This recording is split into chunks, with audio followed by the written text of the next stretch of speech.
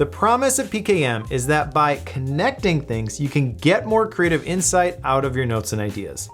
But this promise often goes unfulfilled, leaving many people discouraged.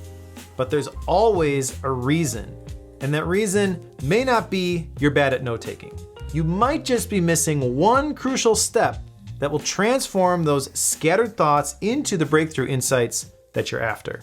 And the thing that may just unlock the creative potential of the notes and ideas that are already in your PKM system is mind mapping. You see, mind mapping is not just another productivity technique for right-brained visual thinkers.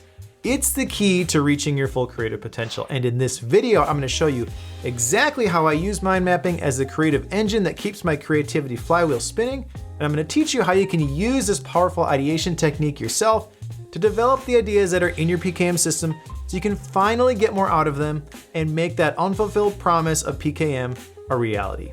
Now, I've actually presented multiple mind mapping workshops, both for my community and at conferences in the past. So in this video, I basically condensed everything I know down into a 20-minute mind mapping masterclass. I'm gonna keep it tight, so let's jump in.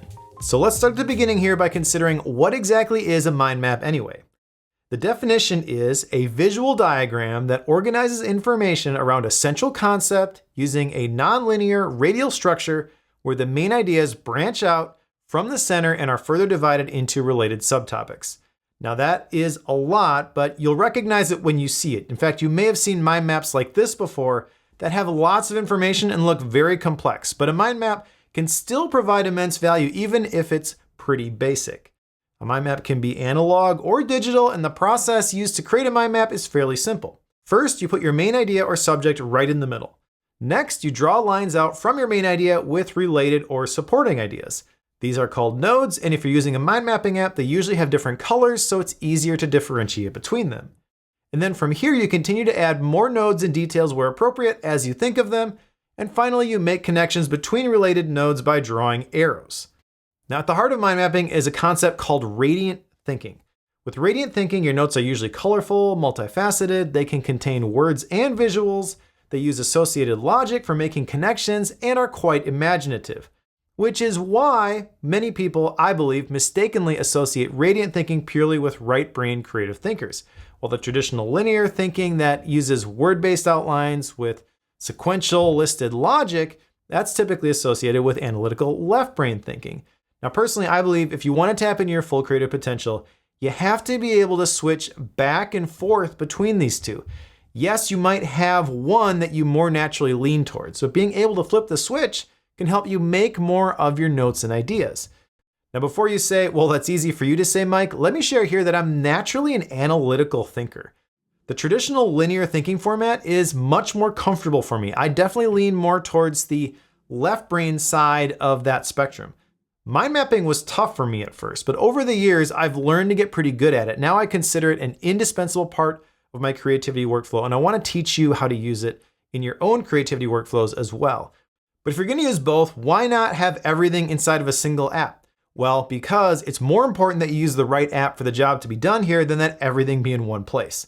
So in my opinion, Obsidian is great as a linear thinking tool, but it's not great for radiant thinking. And even though there are lots of mind map plugins available, I personally don't think of Obsidian as a mind mapping app, which is completely okay because this isn't about choosing the right tool for the way that your brain is naturally wired. It's really about unlocking the creative power of your notes and ideas. So you need to use both linear and radiant thinking, and I use different apps to switch back and forth between those different modes, as I believe Obsidian just does not meet the requirements of a mind mapping app.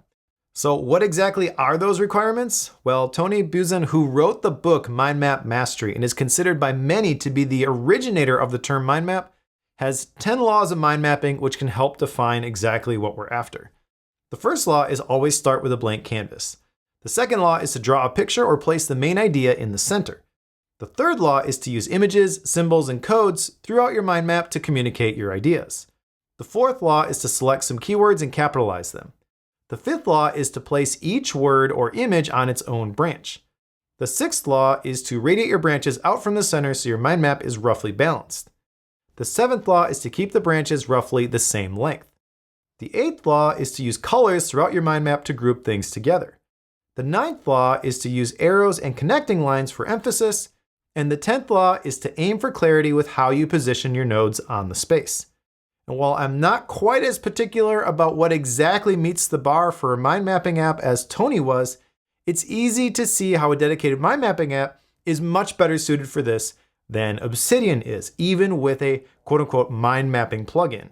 And while Canvas can be used to meet some of these requirements, it's more of a diagramming app than it is a mind mapping app. You can make it look like a mind map in the end, but it requires much more effort and it really isn't the right tool for the job when it comes to developing these ideas.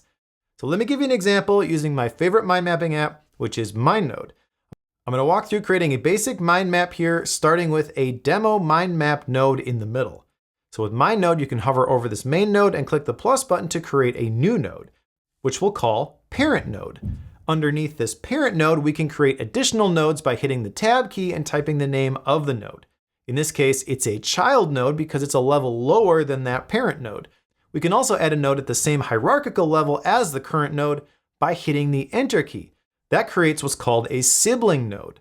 Now notice how all of these nodes are orange. They're part of the same branch. So let's create a new branch from this main node here, and this one will be blue so we can easily distinguish between the two branches.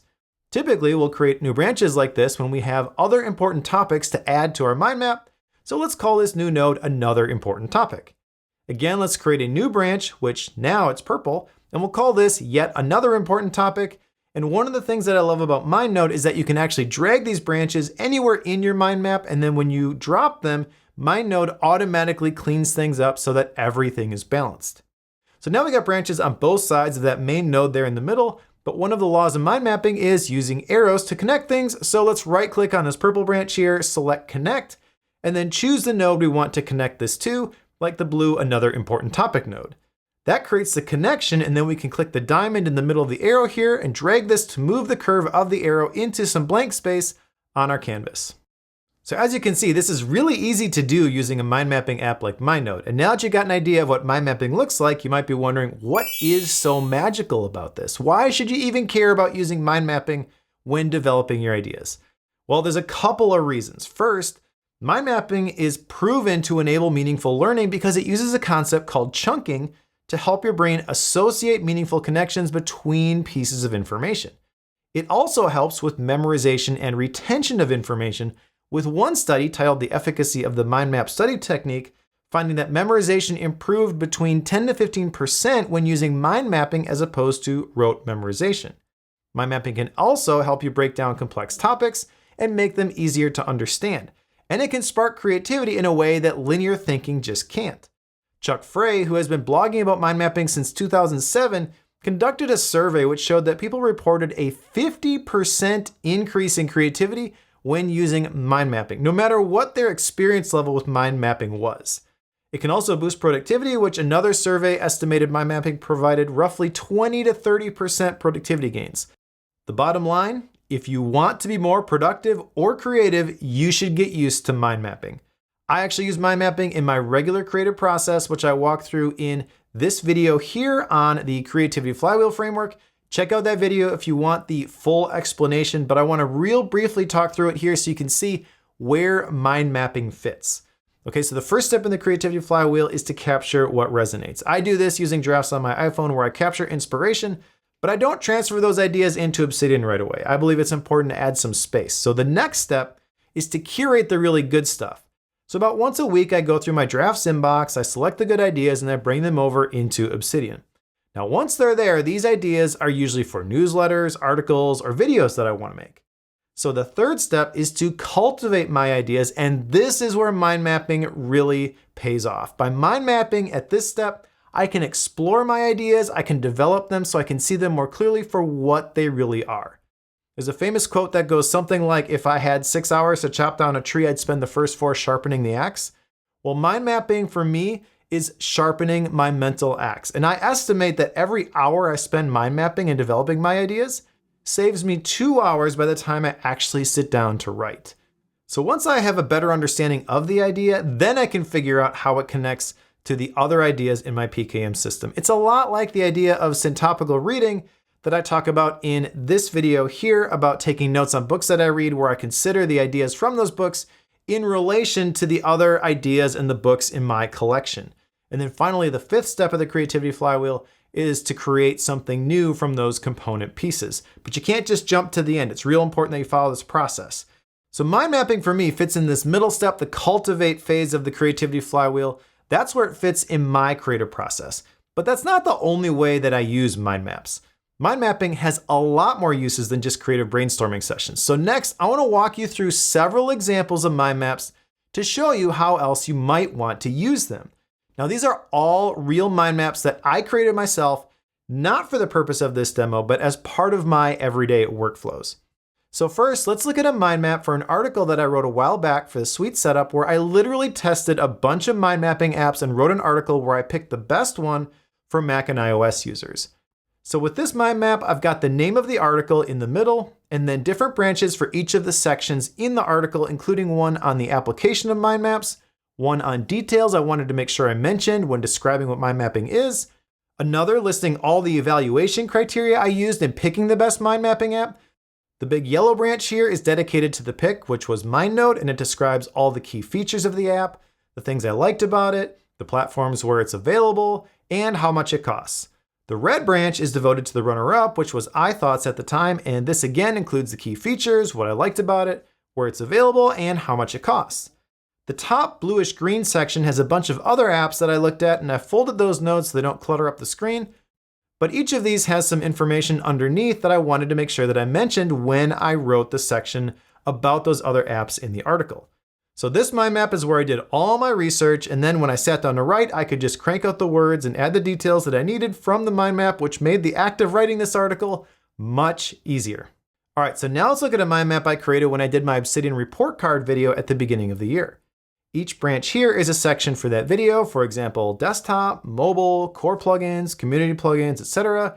And under each section, I added the things that I liked, which are denoted with a plus emoji, the things that I didn't like, which are denoted with a minus emoji, and I also have a few things that were interesting to me while researching, which is denoted with the bulb emoji, questions I had, which are denoted with a question mark emoji, and points that I wanted to add in the video for my own opinions, which are denoted with the fire emoji, sort of a symbol for my hot takes. I jotted down all my notes in this mind map, and then when I sat down to script out the video, I could just go from section to section and write it all out in Obsidian. Okay, let's look at another example here. This one is the outline for a roughly 3-hour reading workshop that I did last summer, which I called the Reading Masterclass. I created a branch for each major section, then created child nodes for the major points that I wanted to hit in each section. So for example, the first orange section was on finding and filtering books to read. The second blue section was on how to build a consistent reading habit.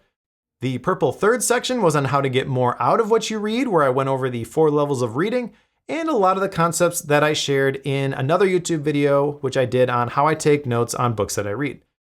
The fourth section, I shared several different reading workflows, including the way that I read analog books and take notes using, you guessed it, a mind map.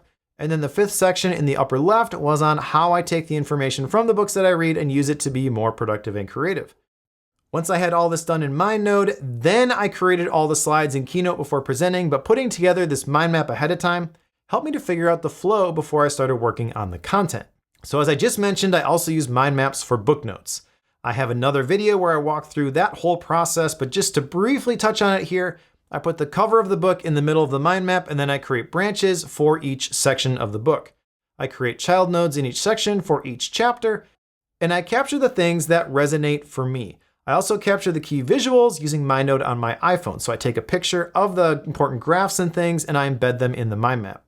I also have my own emoji system that I use for documenting key arguments, big ideas, talking points for the Bookworm podcast I do with my friend Corey Hickson, and quotes that I want to add to my quote book in Obsidian.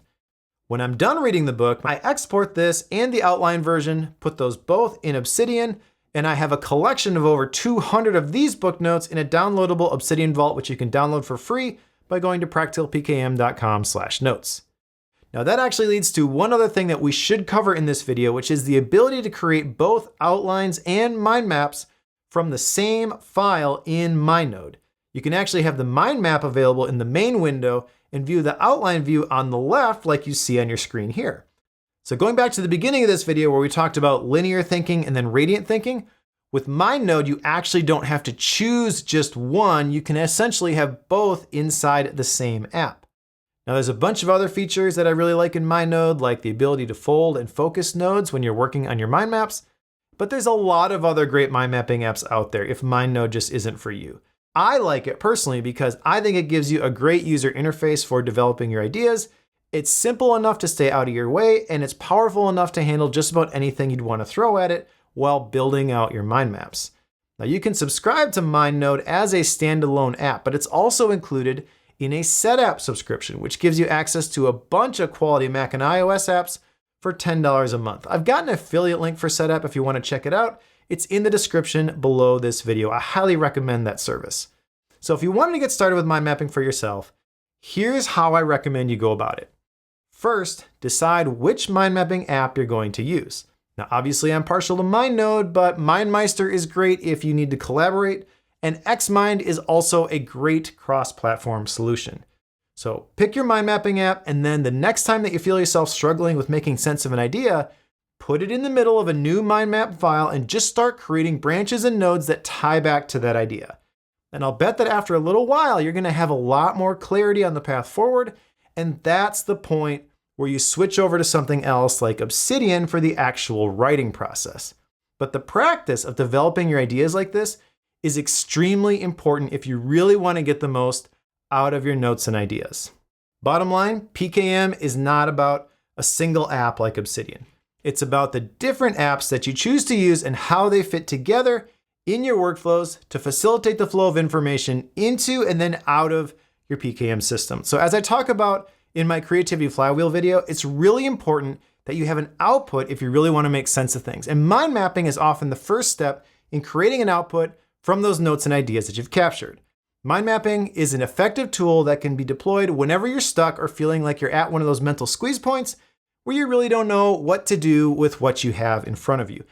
Regardless of whether you consider yourself an outliner or a visual thinker, I encourage you to at least try mind mapping for yourself and see if it doesn't unlock another level of creativity for you by forcing your brain into a different mode when it considers things from a different perspective. So that'll do it for this video, which is a little bit different than my normal Obsidian tutorials, but I think mind mapping is a very powerful sense-making tool, and I wanted to make sure that people understood how to use it in their PKM system to get more out of their notes and ideas. If you like this video and you'd like me to do more videos like this, please let me know. I've linked to all the resources and the apps that I mentioned in this video in the description below if you want to check them out for yourself. And as a reminder, I do also have that free Obsidian Starter Vault available if you just want tips, templates, and resources for Obsidian. That is available for free at vault.practicalpkm.com. Thanks so much for watching, and we'll see you in another video.